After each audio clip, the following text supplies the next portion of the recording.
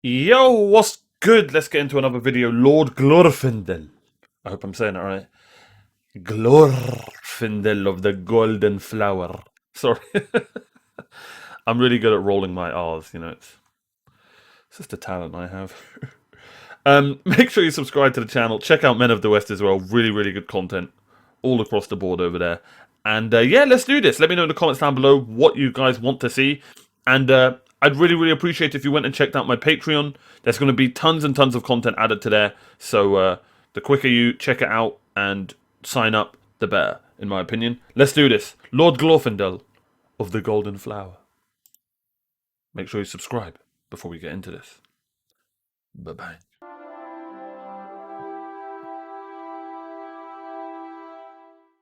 Then Glorfindel leapt forward upon him, and his golden armor gleamed strangely in the moon. And he hewed at that demon that had leapt again upon a great boulder, and Glorfindel after. Now there was a deadly combat upon that high rock above the folk. Okay, it These, was pressed straight behind into it. And hindered ahead, were grown so close that well nigh all could see. Yet was it over ere Glorfindel's men could leap to his side. The ardor of Glorfindel drave that Balrog from point to point, and his mail fended him from its whip and claw. My Govanen and well met, my friends. Yoisten here, and I hope you all Well are met. doing well, wherever you are in Middle-earth on this fine day. Today we will once more be discussing Lord Glorfindel of the Golden Flower.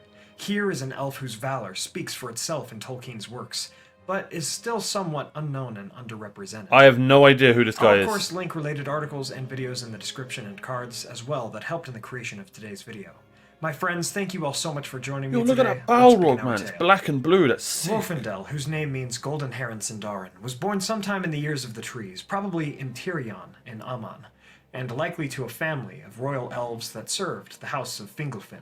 For in his first life, he would serve Lord Turgon, son of Fingolfin, who would be the High King. He was a tall and noble elf, Glorfindel, with long golden hair. Turgon, his friend and liege, would be the sole reason Glorfindel embraced the exile of the Noldor, for he was reluctant in doing so, and he took the long and cold road through Helcaraxe into Middle-earth, not, of course, taking part in the kinslaying at Alqualande.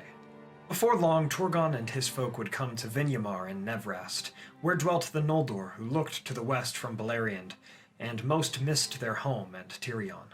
I can But imagine. Turgon would come to build the great city of Gondolin, which was akin to Tirion of the West, and it was completed in 116 of the First Age. There, in Gondolin, within the encircling mountains, the Noldor and Sindar who followed Turgon would have peace and solitude, and Glorfindel would be appointed to be the head of the House of the Golden Flower, one of the noble houses of Gondolin, and Glorfindel would continue to be a chief servant and friend of the then King Turgon, alongside those such as Now, I've got quite long hair, right? Not that long, but I've got quite long hair. Top of the back. A little bit, middle of my upper back, it reaches. And when I'm sleeping sometimes, the hair gets caught, it's annoying. I can only imagine how unsafe it would be to have that long hair and wear helmets and fight in wars. Sorry to be that guy. Sorry to be that guy. But you've all been thinking it. Right? Doesn't matter. Let's just get on with it. Thelion of the Fountain. It's just my brain, don't worry about it. Of the folk of the Heavenly Arch. It's possible that Glorfindel served as one of the members of Erith.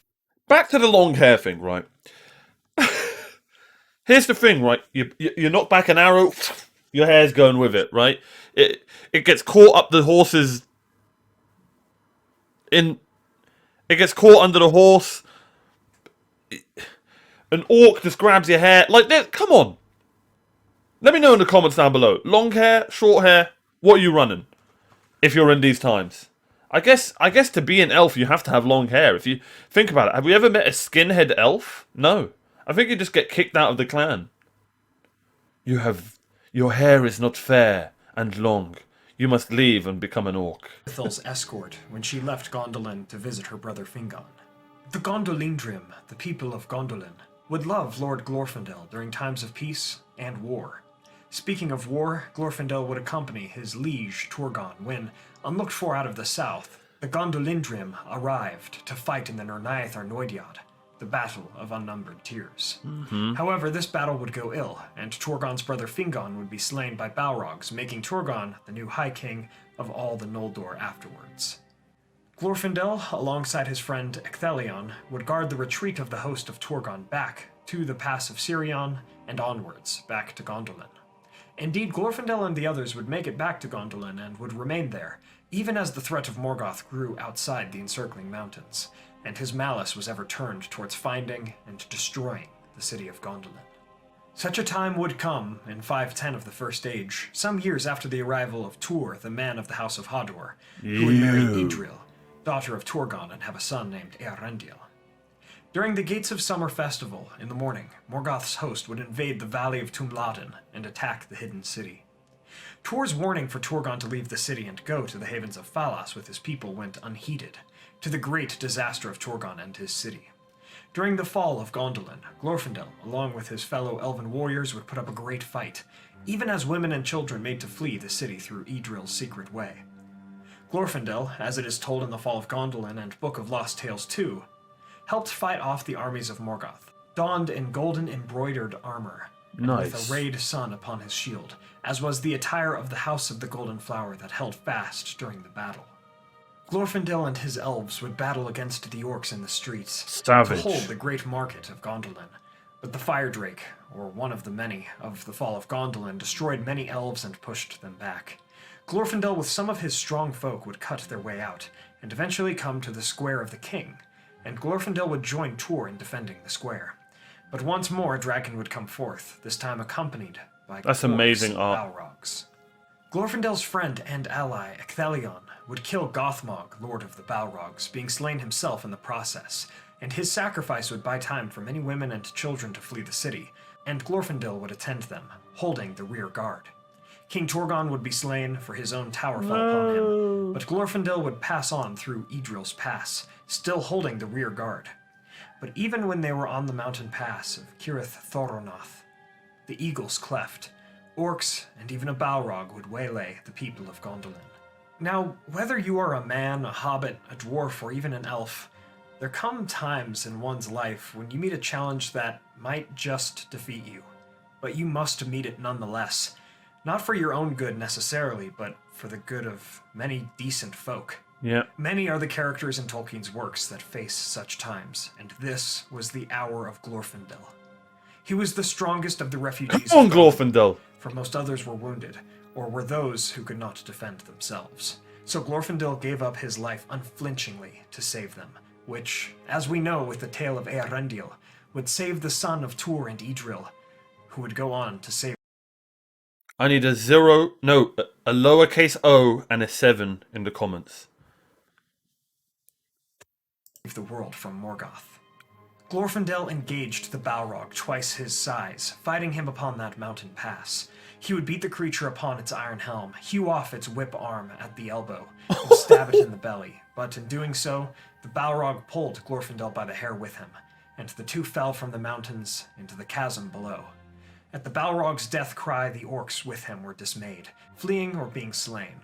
In doing this deed, Tur and Idril were able to lead the survivors of Gondolin away, and these people would never forget the sacrifice of Glorfindel the Mighty, and they would make songs about him. What a boss. The Nodoli would remember him every time the Eldar saw a powerful fight between good and evil, saying it was Glorfindel and the Balrog, and Thorondor, the lord of the great eagles of that age, would retrieve Glorfindel's body from the chasm, and Tur allowed the people of the Golden Flower to raise a cairn for the fallen hero.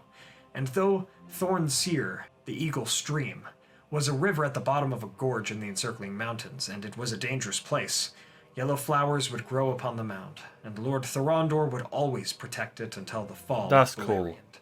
That's The folk cool. of the Golden Flower wept for him, but it was not the end. For the elves have a different doom than that of men, and they were bound to these hither circles of the world, whereas men go off beyond. Glorfindel's spirit would pass to the halls of waiting, where amongst his company he could not be ashamed, not for how he came to be there. Due to Glorfindel's valiant actions in life, his reluctance to join in the exile of the Noldor, and his deeds that saved Tur, Idril, Eärendil, and the others, Manwë allowed him to be re-embodied, reincarnated, after a short amount of time. Others who were also great in valor, such as Finrod the Beloved, were given such a boon, and Glorfindel would go on living in Valinor amongst elves, Maiar, and Valar, and he had earned much respect in his first life. Nice. But his story does not end here. He would even likely go on to become a follower and friend of Elorn, he who would become Gandalf. He would be sent, likely in 1600 of the Second Age, back to Middle-earth by Manwë, similarly to the wizards who were sent there as emissaries of the Valar. What game is that? It's possible he came earlier, as early as 1200 of the Second Age, or far later, around 1000 of the Third Age, like Gandalf, but it seems most canonically correct and likely to say 1600 of the Second Age. There's conjecture about if the Glorfindel of the Second It looks and like Third Legolas Ages there. is the same being as the one of the First Age, for Tolkien does reuse many names throughout the ages, but most of the canon points to this being the case, that Glorfindel of the Second and Third Ages was the reincarnation of Glorfindel of the First Age. It's also more rare for elves than men to reuse names. Depending on what roles he was allowed to play as one of the strongest elves in Middle-earth, Glorfindel would do what he could to aid the Eldar and all of the Free Peoples, and I most definitely think he would be a part of the White Councils of both the Second and Third Ages.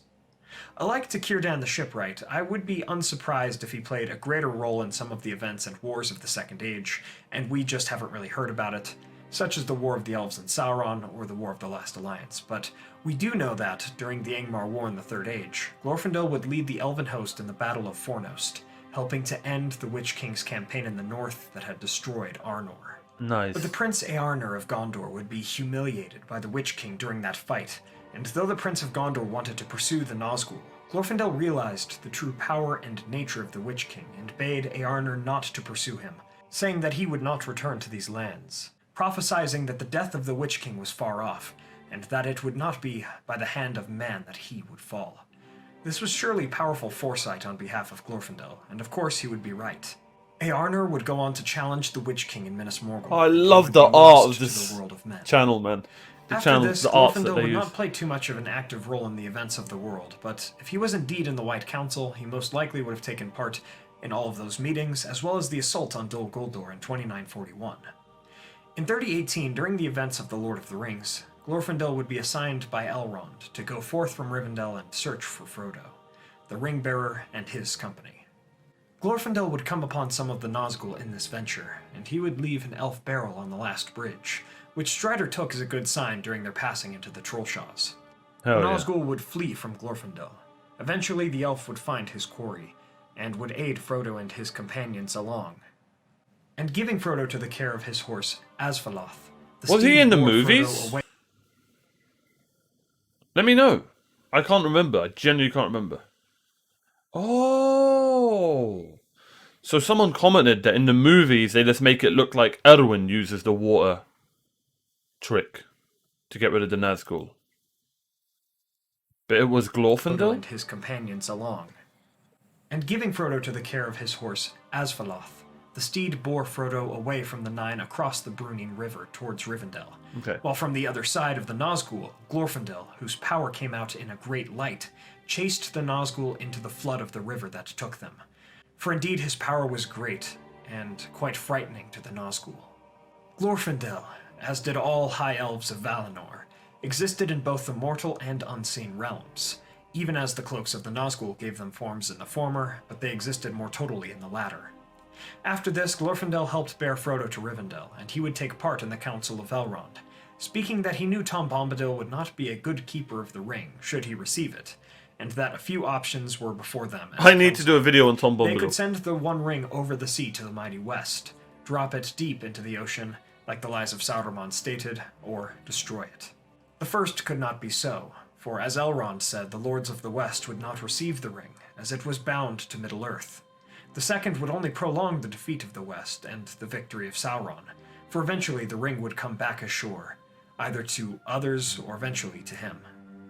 And the third was their only choice. It would seem that Tolkien toyed with the idea of putting Glorfindel in the Fellowship, but decided and stated in the Fellowship of the Ring that he would be too powerful, and indeed would be too revealing to Sauron in his strength. Oh, For the quest okay. would be one of secrecy. Legolas would take the place of being the only elf in the Fellowship, for he did not possess the same innate power that Glorfindel had, for the Lord was one of the last High Elves in Middle-earth. And so it Oh. would seem that Glorfindel would stay in Rivendell during the rest of the War of the Ring, attending the wedding of Aragorn and Arwen afterwards. In the end, since the darkness of Sauron, who had served under Morgoth of old, was gone, Glorfindel would go back into the West, his deeds and counsels having come to their full fruition. Whether it would be with the Ring Bearers in 3021 or afterwards, Wow. I'm unsure, but he would return to the Undying Lands nonetheless, to live out the rest of the ages of this world in a well-earned peace. He So well we come earned to the end peace, of our yeah. tale about Lord Glorfindel. From the history of Glorfindel, we see that we cannot deny the moments that call upon us to perform valiant deeds. When our greatest hours have come, for better or for worse, we must answer the call and go forth to victory. Thank you all so much for watching. That's a round of applause right there, man. Wow. Thank you so much for letting me know about Glorfindel. How was he like... That's one of the coolest characters right there, man. The whole of the... He's all three ages. Like, how did I not know about this guy? Wow. Let me know in the comments down below if there are other legends like Glorfindel that I've missed, man. Especially if there's other ones who've like lasted all three ages and were like in the books but not in the movies. Like, I don't know if Glorfindel was in the movies. I don't know. I can't remember him. So I don't think he was. Maybe he was just like, you know, there but not there kind of thing. But that was such a good video, man. It's interesting that Glorfindel died in a similar way to Gandalf when fighting a Balrog. Both would have their bodies be reclaimed by eagles. Both would live again. Cool. Boromir will just simply not walk into Mordor. Glorfindel, hold my luscious locks. After defeating a Balrog, his fighting days were at his height. His presence and counsel were his powers in the second life. Oh. Glorfindel was tall and straight. His hair was of shining gold. His face fair and young and fearless and full of joy. His eyes were bright and keen, and his voice like music. On his brow sat wisdom, and in his hand was strength. I gotta say, Glorfindel's title is one of the best. Wow, 100%. If we're gonna call something Project Elrond, I would like my code name to be Glorfindel. Nice. This guy's a freaking badass, enough said. True. You could argue he's one of the strongest elves since he was resurrected with the power of a lesser Maya. Wow. The Fellowship should have just been Glorfindel, Gandalf, and Frodo to carry the ring. They would have got it done in 6 months tops. Good one. And an eagle. I'm actually crying at the death of Glorfindel, even though he was reborn. Same, man. I was like, hey, you better have saluted in the comments down below, man. You better have saluted. Here, look, I'll do it right here. There we go. That's our salute for Glorfindel.